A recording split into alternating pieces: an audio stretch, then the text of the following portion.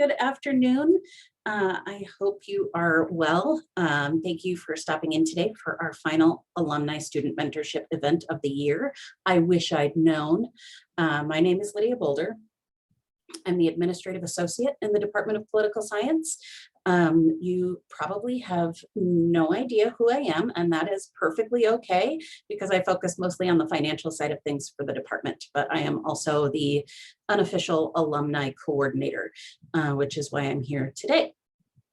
I will tell you, I have zero experience whatsoever with political science, but I do have quite a bit of experience as a person who has a job and was formerly a college student.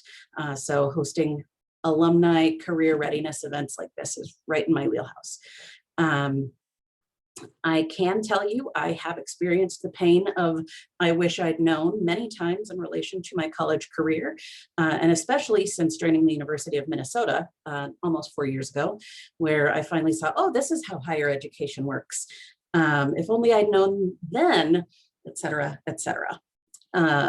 There's just so much to know, and unless you really know what questions to ask or what your future holds,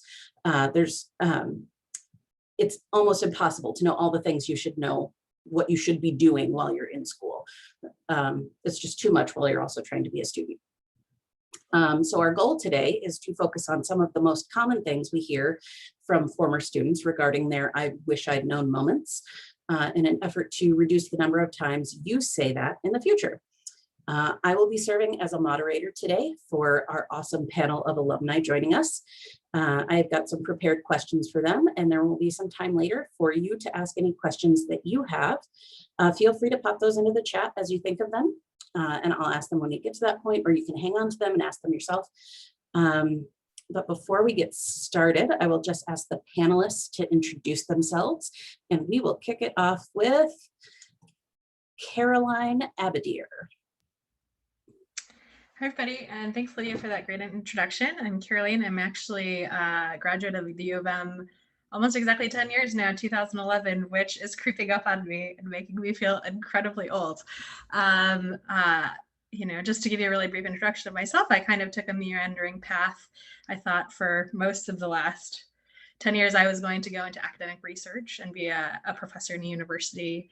I attended Stanford University and actually found myself after grad school, not in academia, but I currently manage research at Facebook on global policy issues relating to global technology policy, and in particular, the role that digital technologies can play in helping to advance economic development and economic growth, and as well as like the inclusion implications of who has access to digital technology and who doesn't. And so that's what I currently do, but I've done a lot of other things in that 10-year span, and I'm happy to talk about that experience as well. Go ahead, Drew. Hi, my name is Drew Christensen, and right now I'm Public Engagement Manager at Apex Clean Energy, which is a utility-scale wind and solar energy developer. Prior to that, I served a couple of terms in the Minnesota House of Representatives and was actually elected to the legislature while I was a student at the university in 2014, and then graduated with a degree in political science in 2015. So excited to talk about relatively, I think, recent experience in political campaigns and government, and now in the private sector aspect of public affairs. Hi, my name is Zachary Hansen. I am a political science graduate from 2012, and I currently work for Rabobank, where I focus on renewable energy financing. Rabobank is a Dutch institution, and it is one of the largest renewables lenders in the world, fifth largest globally and third most active in the US. But prior to Rabobank, I spent some time in private equity, went to grad school at Columbia. And after I left Minnesota in 2012, I went into federal service. And so I spent 3 years at the CIA as an economic analyst focusing on Middle East issues. And then after that, I served as a US diplomat, I think for about 3 or 4 years, still specializing in the Middle East and focusing quite a bit on economic and energy issues. And Elise. Hey, my name is Elise May Quaid. I use she, her pronouns, and I'm the political and organizing director at the state DFL party. But also as of yesterday, also I'm the coordinated campaign director, which really just means I work on the campaign arm of the DFL as well as the party side. So I have multiple hats on. Great. Thank you all so much for joining us today. And let me just get myself set up here. And we'll get started with our questions. First of all, how much energy did you put toward maintaining a good GPA in college? And knowing what you do now, do you think you should have focused on that more or less?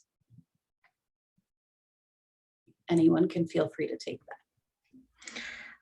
I'll just start it, and I think others can have different perspectives. I think it depends on your goals. And the number one I would say is if you want to go to law school, you want to go to grad school, GPA matters a lot because that is often used as a sort of easy cutoff for entry. That was certainly my experience.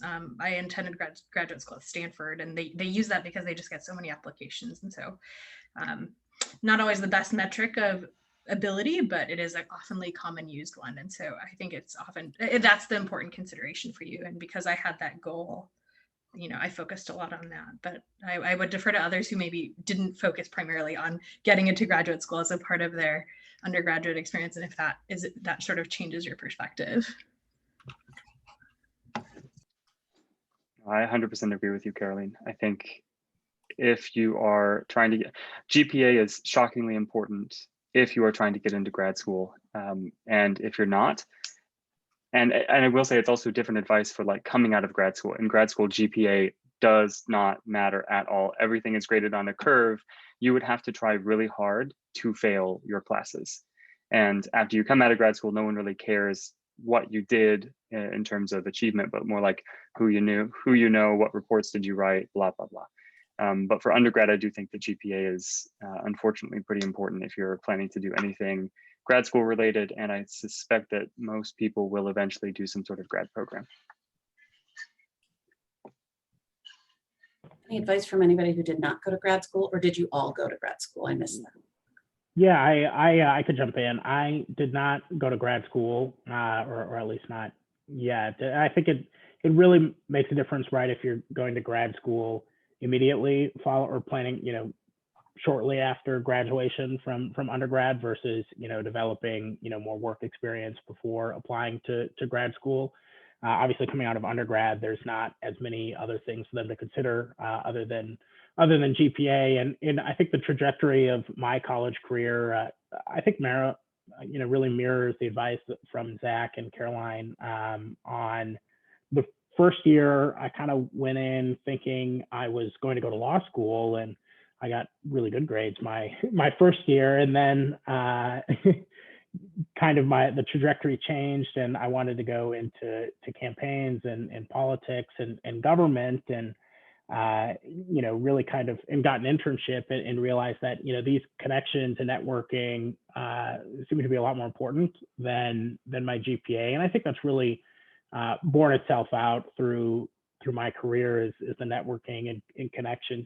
Political science, for better or worse, is not accounting where there's a set path when you graduate and then you apply for these sorts of jobs, and then there's a trajectory set out. You need to make your own path, I think, to a greater extent with a political science degree, and those kind of experiences and connections are I think really important, and I would even maybe dare to say more important than your GPA. Obviously grades are important, and classes and learning a lot is important, but the number itself, I think, is not that important if you're not going to grad school. Yeah, I can just echo exactly what everybody else already said. I put a pretty good amount of energy into maintaining my GPA throughout college. But at the same time, I had 9 years since I graduated, and I couldn't tell you what my GPA was, because it turns out you don't really need it for that much afterwards if you're not going to grad school. I see a lot of resumes come through for people applying for campaign jobs, and sometimes people put their GPA on there, and I'm like, ooh, cool, you got a 4.0. So it's not always the most helpful, but, I think at the end of the day, it's, are you absorbing the information that you're learning and taking it into whatever you're doing next? If it's grad school, work really hard to get that GPA. If it's not, then just focus on the courses. I would, sorry to like jump back in, but Elise made me think of something with her resume comment of, I remember seeing a resume come across my desk for a campaign job, and it was, I saw they had a 4.0, and I was kind of like, how did you have a time to get a 4.0 if you're interested in politics in college? Thank you thank you everybody for your input. Were you involved in any extracurricular groups as an undergrad? And if so, have you found the experience to be beneficial since graduating? And if you didn't participate in extracurriculars, have you found yourself wishing that you would have? Oh, there's my cat. I can go first this time. So I really didn't get super involved when I was in college. I was working a lot. I was working anywhere between 30 to 40 hours outside of my coursework. And looking back, I would say it's something that I kind of regret. Like, obviously I'm doing fine. I've managed just fine without those experiences. But in the work that I currently do, I realize how often, we reach out to like the college Dems groups or any other sort of activist groups that are going on campus, or Drew might be reaching out to the young Republicans. But so having had those relationships would have been really cool. But again, I'm fine having not had that experience as well. Yeah, I did a couple. I did mock trial for 3 years, and I also was on the board for the University of Minnesota Student Legal Services. And I think they were great experiences. Like Drew, I also thought for sure I was going to go to law school after undergrad, and thank God I didn't, because that seems like, now having worked with lawyers for 10 years, what a disaster that would have been just for me personally. But I will say the weird things that I got out of my experience in extracurriculars is that like mock trial helped me be a much better public speaker. Even if I now have a weird knowledge of law things, I don't really need that, but I was able to just become a better public speaker because of those experiences, and made a lot of great friends along the way, both in mock trial and on at the University of Minnesota Student Legal Services. So for me, it was really about making a bunch of very strong friendships that I maintain to this day, and shockingly gaining a skill for the longer term. I would echo the value of skills that are gained through student activities. I worked really closely, especially my junior senior year, in the International Buddy Program. I wanted to be an avid traveler, and exposing myself to students from different places and making friends through that community was really valuable. And again, just like Zachary said, like a lot of those people are still friends of mine to this day. So from a personal perspective, it was valuable. And then because I was the student coordinator for the group. And that was a really valuable set of skills in terms of like running projects that have served me well in my current role, where I'm constantly herding cats when it comes to my coworkers and colleagues. So there can be practical skills in addition to the significant social and personal benefits. I definitely found a lot of value from extracurricular activities in student groups in college. I was really active in college Republicans, and I think getting involved with the student group of your political persuasion is a great entrance if you're interested in campaigns or in government. And if you're interested in government, they want you to have worked in campaigns, so you're automatically interested in campaigns. That's a great on-ramp to the speakers they bring to campus, and it's just a great way to meet people to get an internship, which is key. But I think that's a later maybe a later discussion. But to make those connections and to get some experience just in activism and some campaign volunteering work to see if you like it. That's been really valuable just from a personal growth perspective. I was also in the marching band, which I guess isn't technically a student group at the class, but that was a fantastic experience and something that was really valuable, and just in terms of lifelong friendships and also frankly just networking and knowing people from other majors and with other career paths. And it's been really interesting how those people that I know, from college, how our career paths that had nothing to do with each other and in college have intersected post-college. Awesome, thank you. What is one political science class you wish you would have taken as an undergrad and why? And I don't need like the course number or anything, just in general. Is there anything that you wish you'd had in your back pocket? I think this is a really good question, I think, because I feel like from my understanding, being in touch with the professors in the department, is that the way the major is structured has changed quite a bit from when I was there. So there's a lot more structure. Back when I was an undergrad, you just like took whatever classes basically that fit into your schedule and sounded interesting. And that was I had zero strategy. I just wanted to like learn interesting things. One thing that became really apparent, especially again, if you're going to go to grad school, is the value of statistical methods training, because you can read books about, Latin American politics or, political polarization or whatever theme you want and digest the information pretty well in your own lectures. And, the course material are really helpful, but it's really, really hard to learn stats on your own without the sort of structure of a class environment. And those skills are generally applicable across so many different fields and career paths, and aren't really, field specific to like being a political science student, but they're really valuable. And I took one class, but I didn't understand what was going on, and I didn't take it seriously at all, which I regretted afterwards because I didn't understand the value. But that's also partly because of the path I ended up on, which was in research. And I think it would have made some of that post-college learning a little bit easier. But I think I think that value does exist in a lot of different fields. Anybody else, or are you all on board with stats analysis? No, I 100% agree with that, especially because as a political science student, you could probably get away with spending 4 years at the University of Minnesota and, to be perfectly honest, not really coming away with any hard skills.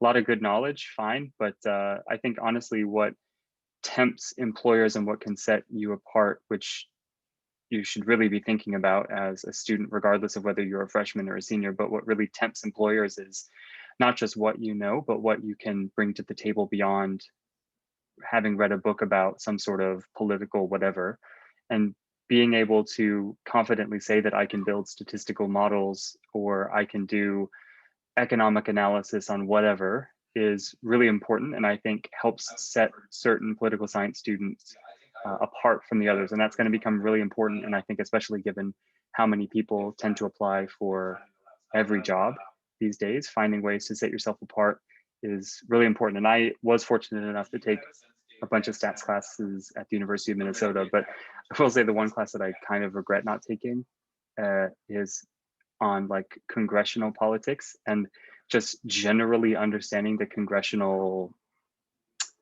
thing a little bit more, because I was very focused internationally.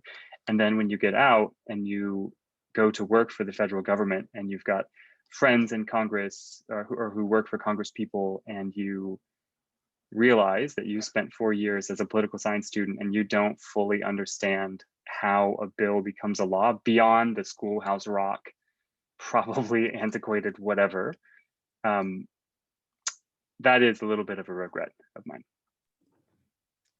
What's funny is I kind of have the opposite. I took, every single Catherine Pearson course. I learned all about, Congress, and, I did do internships at the state capitol and whatnot. But on the flip side of that, like, I feel like, I still have this yearning to know so much more about like our international relations and how we interact with other countries and really just what's going on. And, that's probably kind of a uniquely American thing, but I wish I would have actually skewed more towards getting outside of the United States more. That's funny. What does the program structure look like now? Are students forced to do more than just things they are interested in? I hope so. Becky, is that a question you can answer? Zach asked if they've been talking about the structure has changed for the major, for the courses they have to take. And Zach asked if students are are kind of forced to take classes outside of what they might just be interested in, as opposed to the way it used to be, which was kind of just pick and choose whatever seems interesting. Also, you're muted before you start answering. Thank you. Well, the way the major is that we have 4 subfields and students have to take 1 course in 3 of them. So yes, they have to take 3 courses that are in, distributed, but all the rest of their courses are really, whatever they want to take. The only course at the end is the capstone that they need to take, but that's really a course that is reflective on their major. So what have you taken? How does it fit together? And what does that mean for you going forward? So, but the rest is all kind of design your own. But it sounds like something that's almost opposite of what you've done is the general consensus in terms of things you wish you would know. So that's the tip from that question. What is one non-political science class you wish you would have taken, either because it supplemented your political science studies or because it provided you some valuable life skills?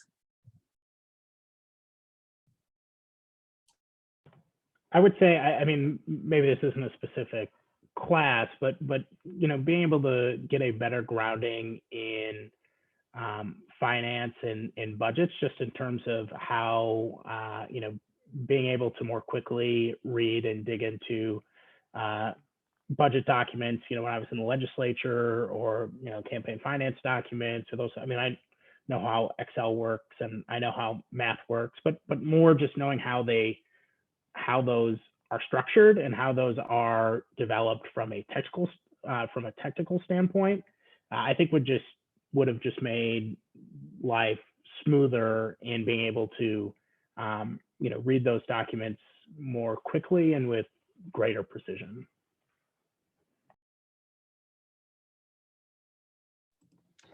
I think I would have tried to complement my political science education with more sociology classes. Working on political campaigns, I deal a lot with just people, and it'd be interesting if I had a broader background in how people relate to each other and how people work and all of that fun stuff. So, and I know there's probably some overlap classes, but I don't really remember taking any of those either. So just diving in.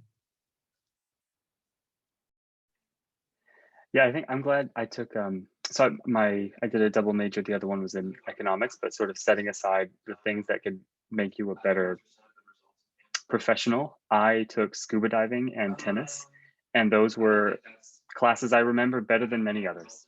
That's all I'm saying.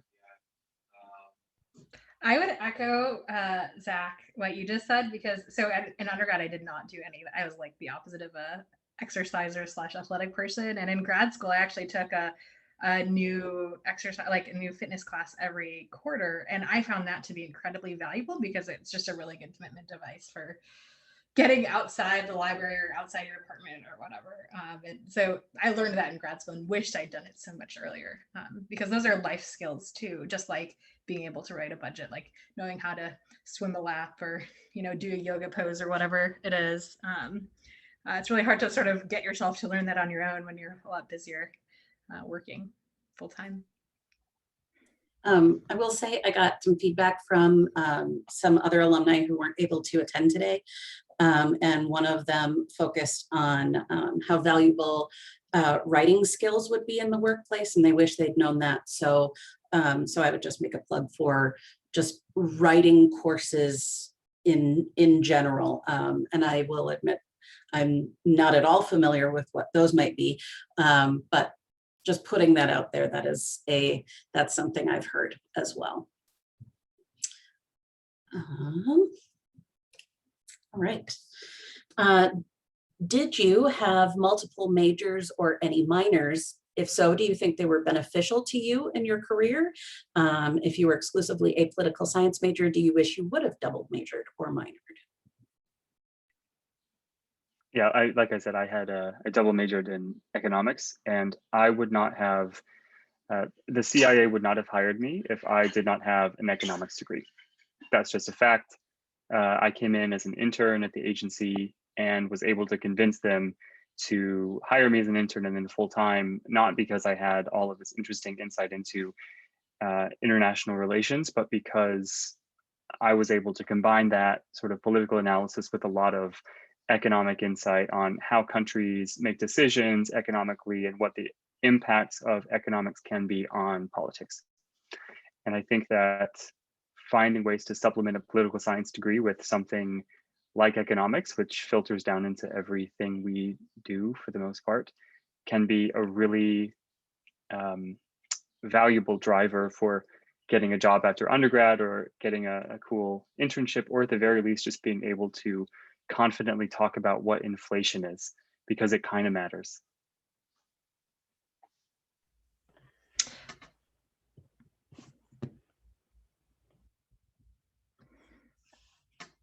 Thanks, Drew. I wasn't sure if I should wait for you. So I actually did a double major in political science and global studies and a minor in French.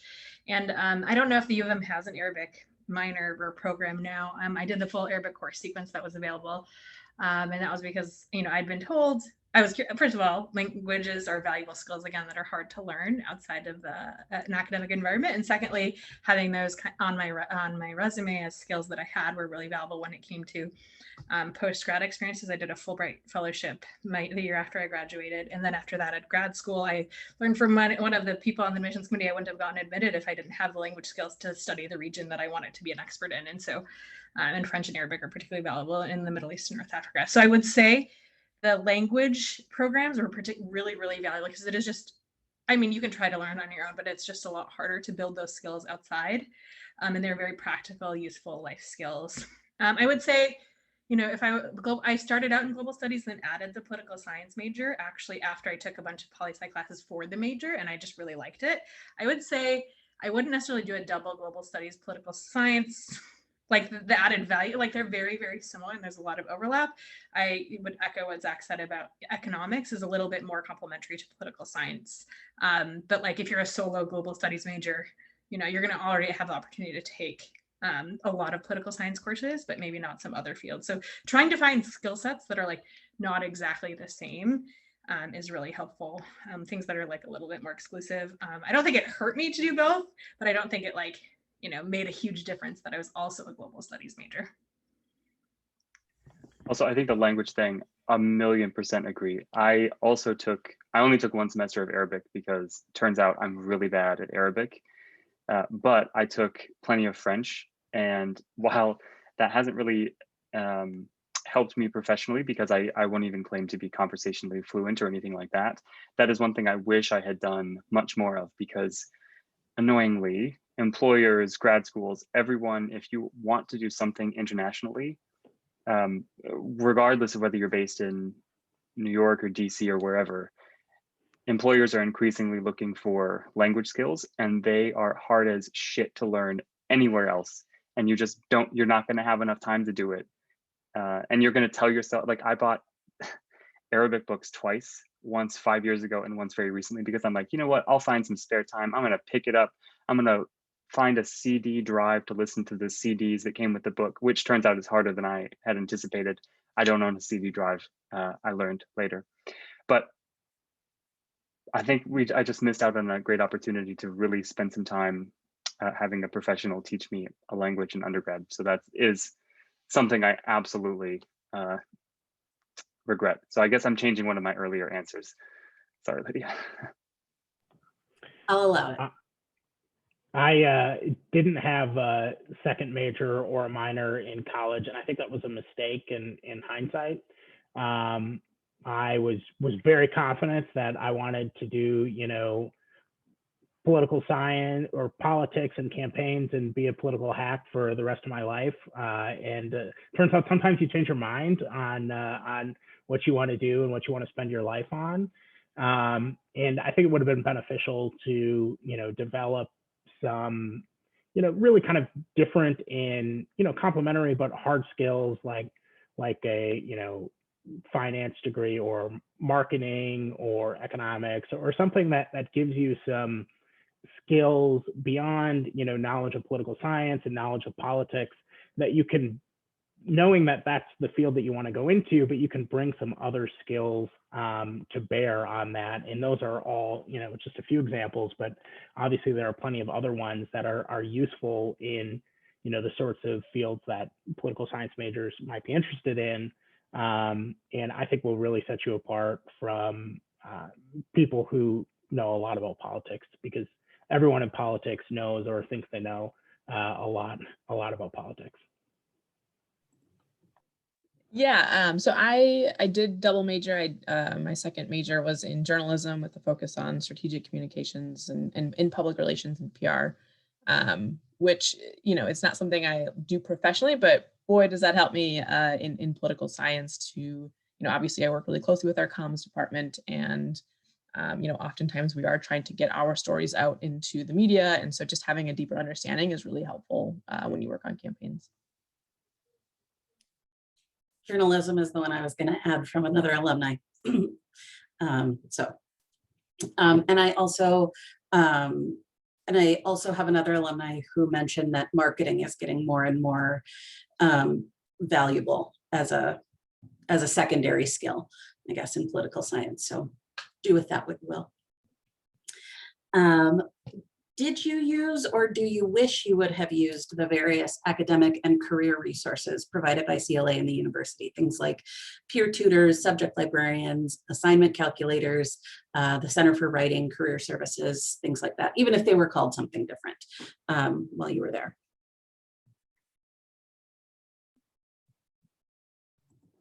I guess I can say I really didn't, and which is odd. I worked at Walter Library, which is the Library of Science and Engineering, the entire 4 years I was in college. So I was oftentimes directing folks to the subject librarians around science and engineering, which, not things that I understand at all. But I would just say, use them because you are at the school, you are paying for them. Use them while you're there. It's something that I don't know if regret is a strong word, but again, I just can't stress enough. You're paying for these people. You might as well use them. I also didn't really use those services, actually. The one resource I will say that I took advantage of was I cultivated really good relationships with faculty and graduate students as an undergrad. And that was really helpful as I was, thinking about a PhD program and what would that look like? I didn't really know a lot of PhDs personally, or having those using people as resources. And the one thing I learned about professors at the U of M, and professors in general, I think this is the university truth, they spend an awful lot of time sitting in their offices by themselves. They have a lot of thoughts about a lot of things. There's a reason they're professors. And if you ask about them for their advice and input, they are very, very happy to give it. And a lot of times I would go to office hours, nobody would be there. I would be the only one.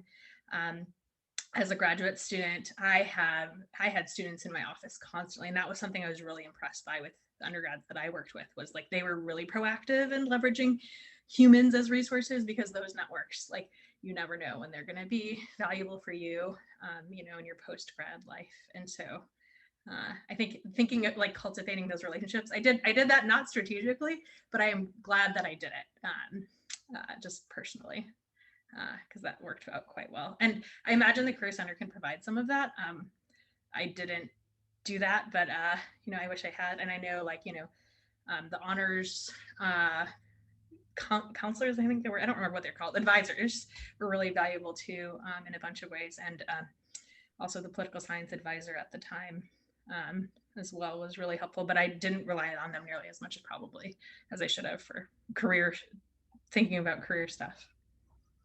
I will quickly jump in and make 2 plugs based on what Caroline said.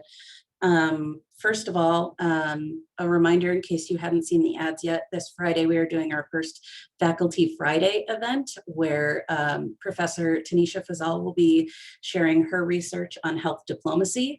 So you should totally go. She's just sharing her information, her research with with undergrad students, which they don't normally do. They usually are just doing colloquia with grad students. So this is a really unique opportunity. And next Friday, Professor Tim Johnson will be presenting his research on how to study the Supreme Court. So plug for that in terms of getting to know your faculty and leveraging them as resources, and which are also beneficial relationships to have when you're applying for grad school, because you need them. As I learned when I'm talking to our graduate program coordinator, that's very important letters of recommendation to have. So, and you can't get them unless you know them. So,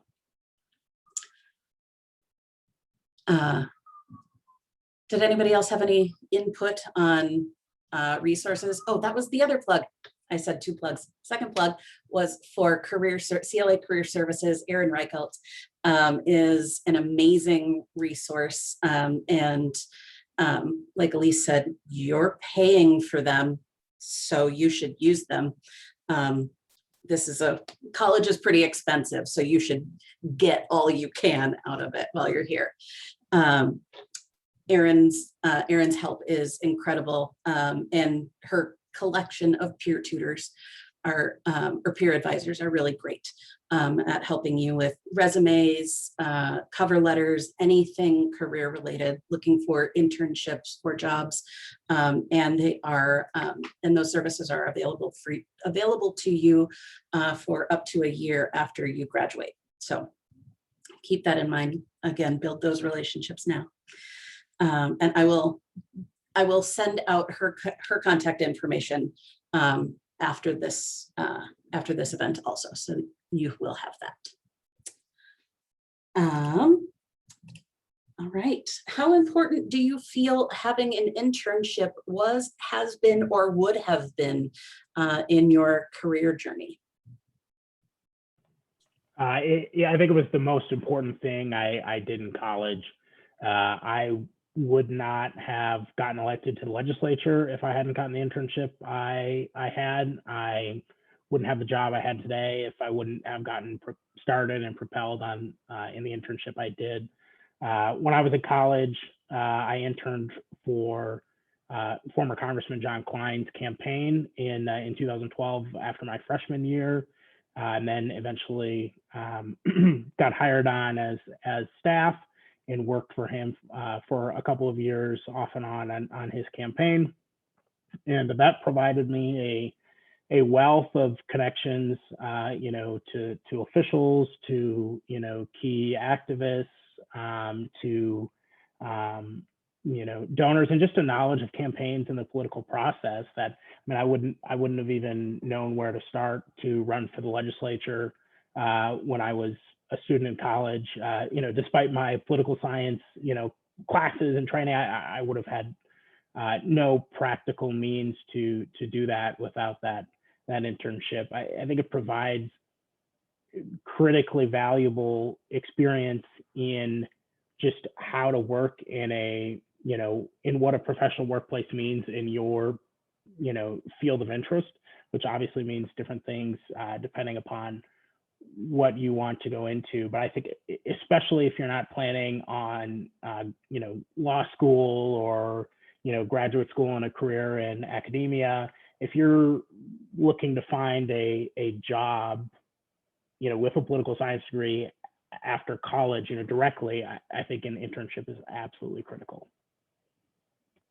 In more than one, preferably. That's a great way to test out what you like. It's I would say low commitment, but it's a high commitment for a period. But you're not committing to doing that for the rest of your life. You're committing to engaging with it for a period of a few months and really understanding if that's something that you'd like to do on a day-to-day basis, after you graduate. Yeah, I could not agree more with you, Drew. I did a couple of internships in undergrad, and one of them, like I mentioned earlier, was with the CIA. And that is shockingly one of the easiest paths into federal service is through an internship process, because the sort of inside baseball is that in order to work in intelligence or in diplomacy or really most avenues of government, you need to get a security clearance.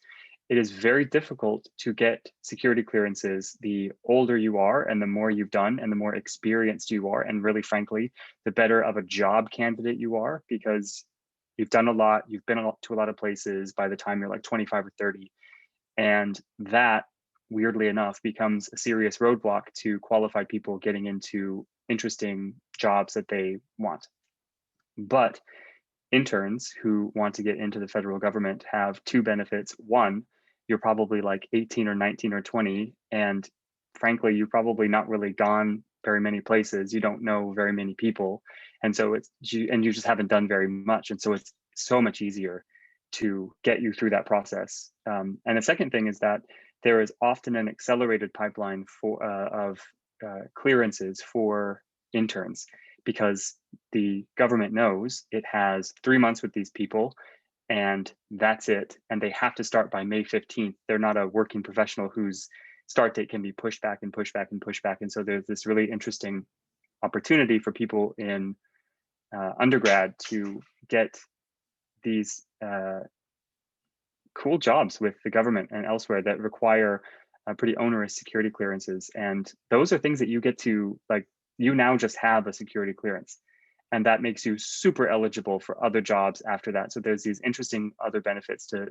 think about in terms of an internship. And I'll say, as a matter of fact, I would not have entered federal service if I had not done an internship in undergrad, that would not have happened. And I would probably be a lawyer right now and very sad.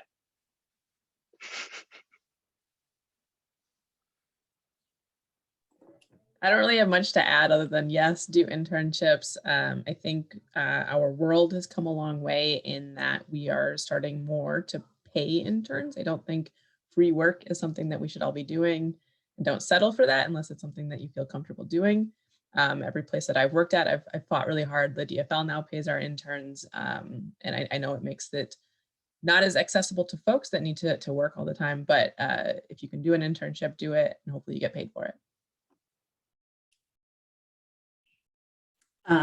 And I will do another plug here for Paul Soper, and setting up a meeting with him, taking his internship course, and working with him. He works very closely with Aaron in terms of getting those opportunities to you. So those are very important. And I've heard that an internship while taking his course is also the best way to go in terms of that. Makes your internship better, easier, more valuable also. So I had 2 internships when I was in college, and both of them were because of opportunities that he passed along. So yes, watch what he has to say. All right. That is just about all the questions I have, and we have about 10 minutes left. If anybody else on the call has any questions you'd like to ask our alumni panel, now is the time. Feel free to raise your hand or just unmute yourself. Yeah, I have a question. So I'm graduating a semester early, and it is terrifying me. And I'm wondering what everyone kind of did directly after graduating and how you navigated the job world. I know everything's different because of the pandemic, but what did you do immediately after?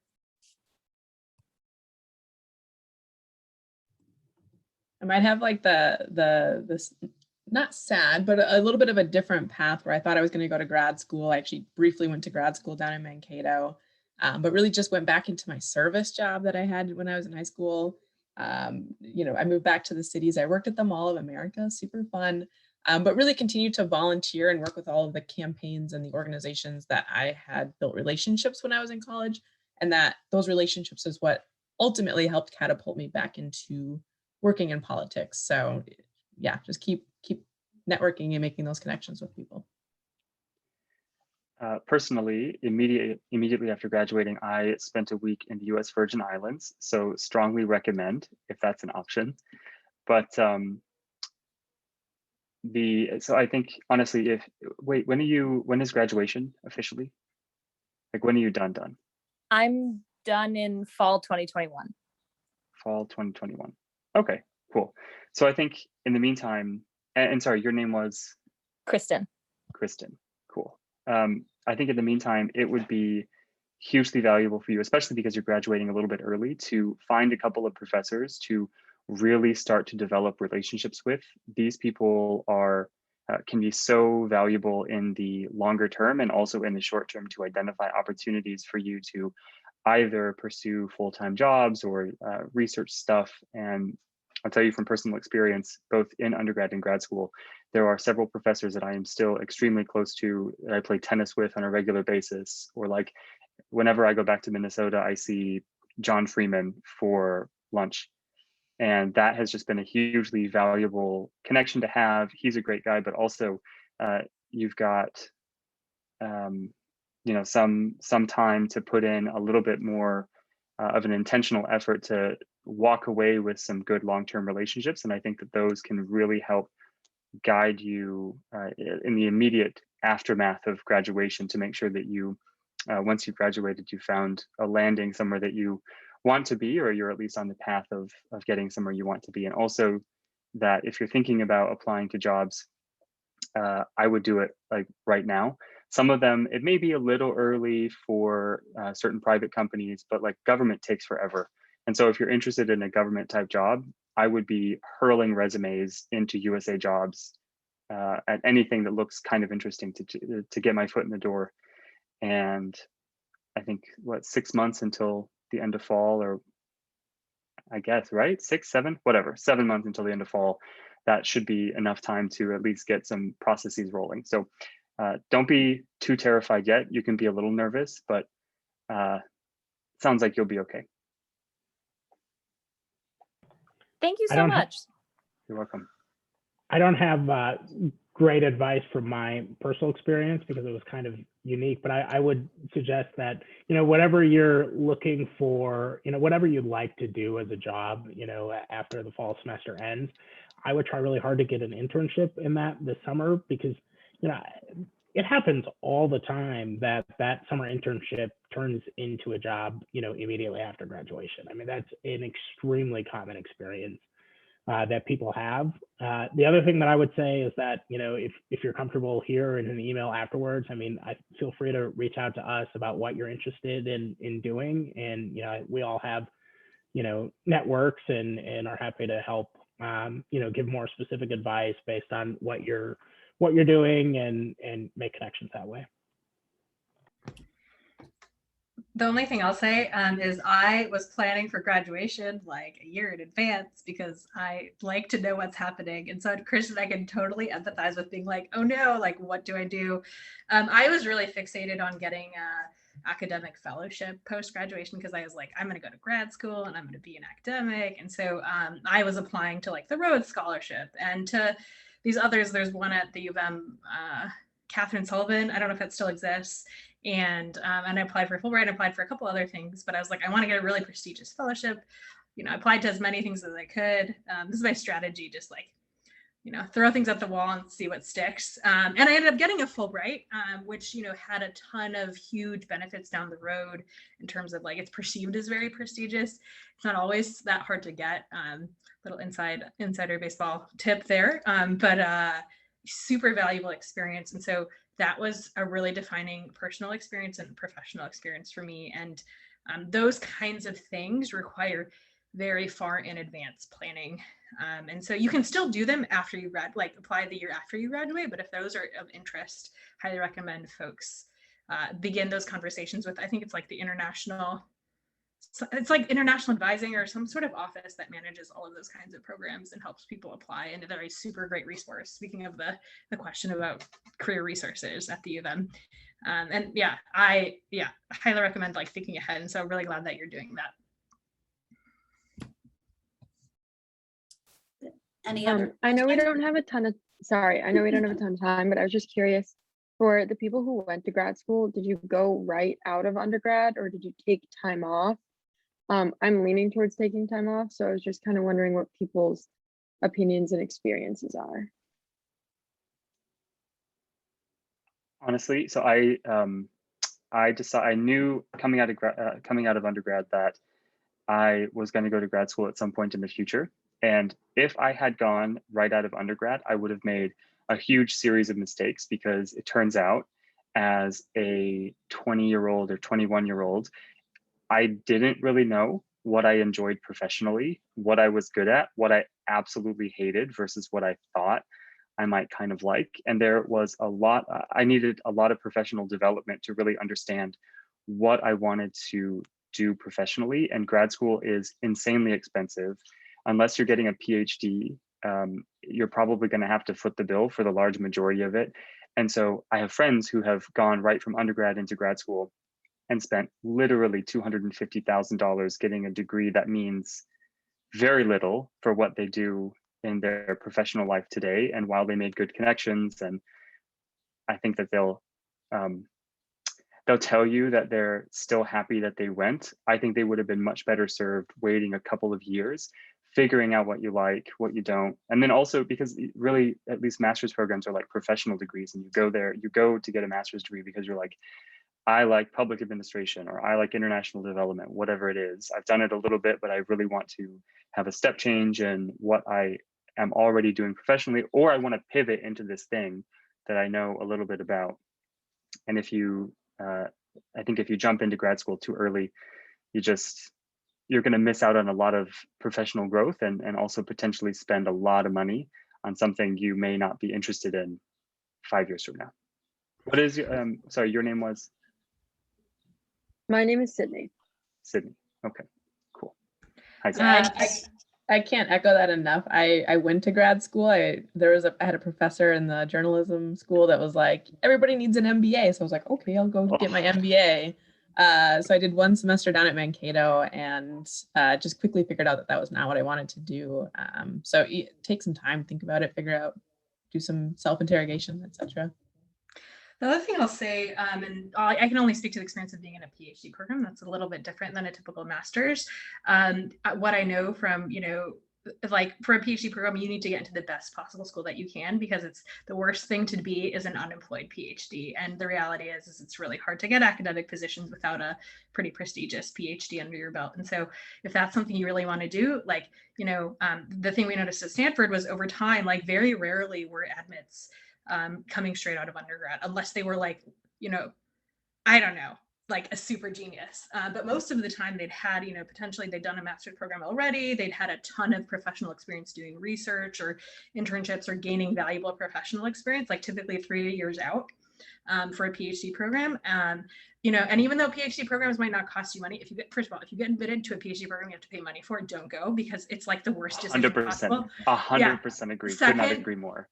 Even Scam. if you're getting paid, like you're making basically minimum wage, it's an opportunity cost in the sense of you are foregoing income, you're foregoing professional experience. A lot of times, that was one of the experiences I had coming out of grad school, was people are like, does your grad school experience count as professional experience? Like, we don't know, like we're a little skeptical. And so it makes it a lot harder to sell. And so you got to think of like a PhD program has the benefit of not $1 million in debt, but like there are other costs in terms of like sort of where you are in your professional career at the time.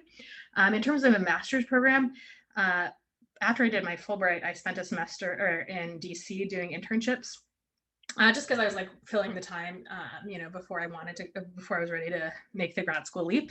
And everybody I interned with was in a graduate program in DC, and like MAs in policy, or MPAs or MPPs, or all these different programs. They're like a dime a dozen. It does not really set you apart in that context. What sets you apart is experience. That said, a lot of positions require you to have a master's degree to like be considered, to be viewed as like someone who's like you're only qualified for like certain things or whatever. And so you kind of have to think of the balance, and also like that changes over time. What your goals are will change over time. What you need to sort of achieve your goals might change. And so grad school should, in my opinion, you should go if it will get you the thing you want, and like there's no other way to get there. But it is often a blocker. And so taking the time, I think, can be really helpful figuring out which program, where. Business school is really valuable for connections if you want to go into the business world. It's not as valuable when it comes to skills. And so there's different trade-offs for different kinds of programs. I would say if you're on the fence about spending 100,000 or 200,000, I would say don't. You're very thrifty, Drew. I had not at all political science related again, but I had a professor once tell me, don't ever pay for grad school. They should be paying you to go to grad school. So that's my piece of advice. Again, as a person with a job who was formerly a college student. I think Is that that's really Jane good. Sumner? Yeah, I think that's a really good point, just as, you know, from somebody who's migrated into the private sector now is I mean, there are companies who will pay for, you know, a percentage or all of your master's degree. And that's, you know, something that should definitely be considered. And, you know, that would be a bummer to pay for it and then, you know, have a job that would have paid for it, you know, 2 years down the line. The other thing just to throw out there is the idea that this year, a lot of graduate students or graduate programs either paused or really cut down on the graduate students that they accepted. So what's going to happen this next year is that they're going to get a flood of applicants. So whether they're amping up now their applications or their acceptance or not, we don't know. But that's going to really that could hit students pretty hard. So taking a year or two is probably a good idea. Yeah, I sit on the Columbia admissions committee, and I'll tell you the number of applications that we got this year doubled, and the quality of those applicants, like, thank God I got into grad school 3 years ago, because all those people are way more qualified than I am. And I cannot imagine fighting my way into an admission against all these people who have like basically like pent up grad school. They've held off applying for a year. Now COVID looks like it's going away a little bit. And so there's just, Sydney, don't go to grad school yet. I think that's the consensus of the panel. Thank you. I appreciate it. I have kind of a unique thing where I curl, and so I'm waiting for like the next Olympic cycle because oh my God. Yeah. Yeah. What? So it like fluctuates. So it would kind of be after 2026 that I would go, depending on, you know, if I'm able to go to those Olympics. So I think that that's kind of what I'm thinking now, is to just sort of wait until after that and then reevaluate. No big deal. I'm just going to go get my PhD after I go to the Olympics. It's fine. Yeah, I had a similar calculation. Like, do I go to the Olympics now? Do I do it after grad school? Very typical. Right. We're saying you're awesome, is what we're saying. Thank you. I know we have a few more questions from students, and I'm going to ask that I will be sending out contact information, the email addresses for our panel shortly after this. So if you have additional questions or you have follow-ups, please check in with them. They are here for you. And if they're anything like our other alumni who have done some of these events, they are thinking, gosh, it would have been nice if I would have had this when I was in school. So they really want to help you. But before they go, I want to ask if you could provide 2 pieces of advice, one related to political science and one not related to political science, to your undergrad self, what would they be?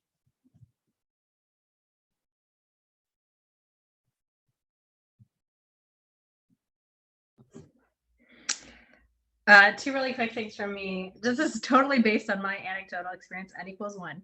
So one is that if I could talk to 22-year-old Caroline, I would tell her, don't sweat it. You know, it will be okay. You will like not be starving on a street corner. Like, you will have a job. You will be like doing interesting things. You know, it's hard to know, you know, it's hard to know looking out what the future will hold. And we often end up taking paths that like we don't plan on. But that doesn't mean they won't be valuable. And so I was very, very worried about that. And that's why I was part of the reason I was so obsessed with planning was like, if I'm going to be successful, like the only way I'm going to be successful is if I plan my life like 10 years in advance. And now I just like don't even try anymore. So that would be one thing I would tell myself. Not to say that being responsible is bad, but you know, it's okay to not have it all figured out. And the second thing I would have told myself too is to get a lot of really diverse experiences. I think I thought I knew what I wanted to do with the rest of my life at that time. And I didn't try out as many things as I wish I would have in terms of different kinds of internships or different kinds of classes or experiences. And like, that's actually really okay at this point, because it helps you figure out what you enjoy, which can be a lot of things, or it can be just like something really specific, and you don't know unless you try.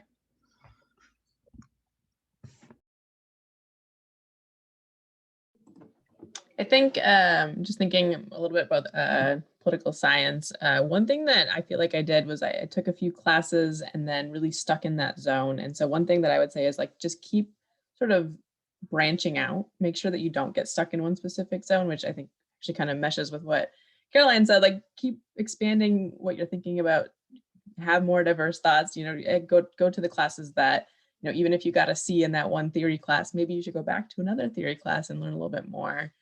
And then, just broadly, this is something that you are probably told all of the time, so this is a broken record, but networking is the number one thing you can do to literally everything. And I know people tell you that, and I was that like snooty kid in college that I was like, I should be able to get a job on my own merits. But it turns out when you have relationships with people, it's even easier to learn just, about different types of jobs. People like me, I think, love to do informational interviews with people. So reach out, even if it feels a little intimidating or feels like they might not respond to you, that's fine, but just reach out to as many people as you can and ask them to sit down and explain to you what their job is. And then you have a relationship. So just keep networking.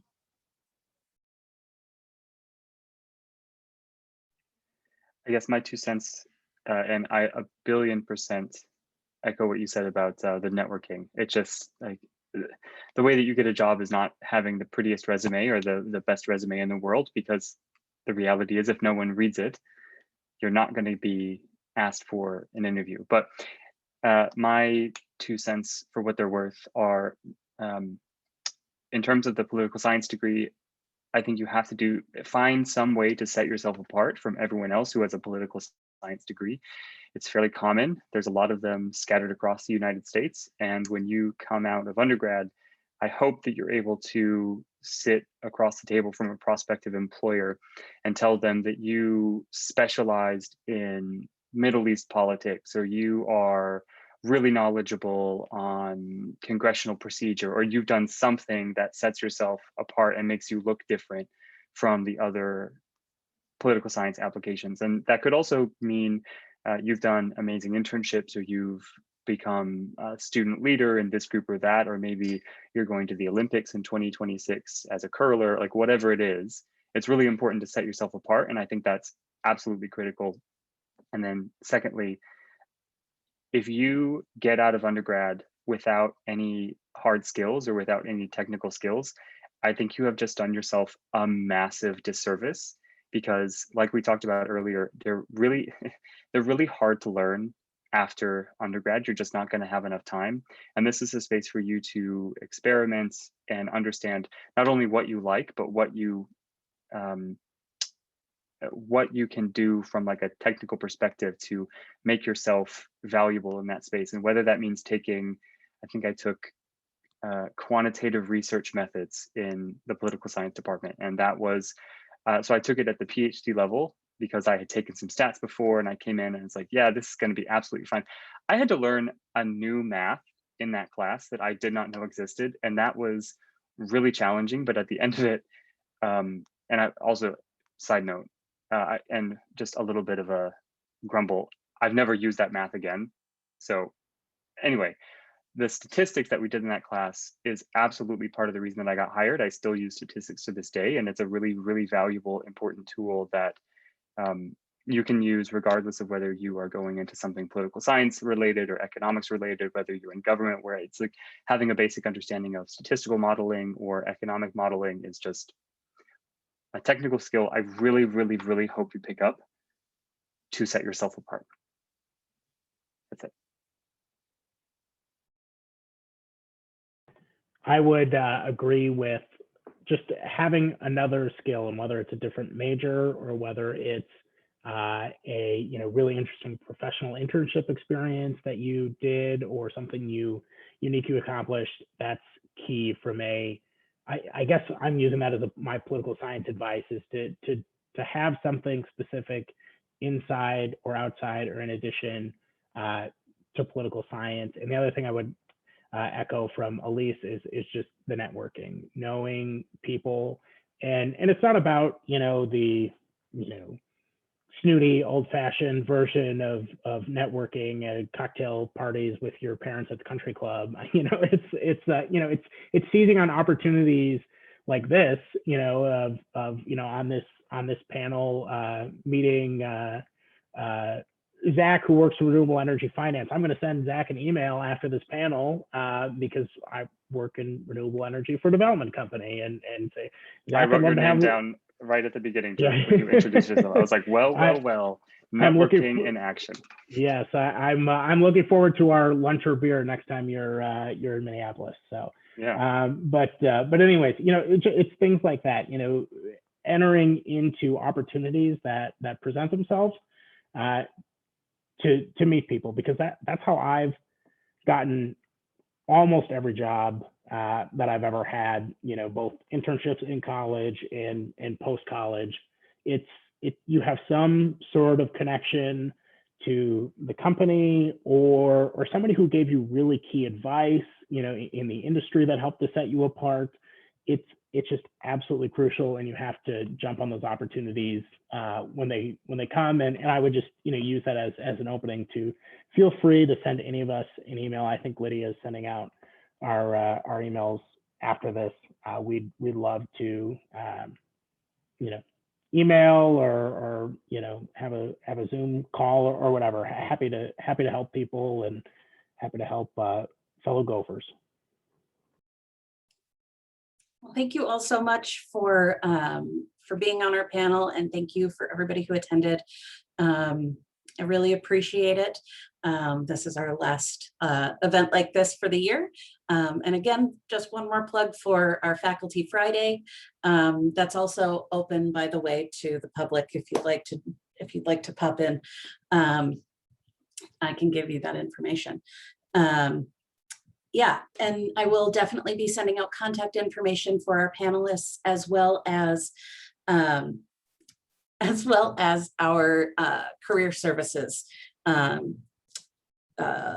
liaison coordinator. Sure, liaison. I read your lips. All right, thank you very much, and stay healthy, and have a wonderful night.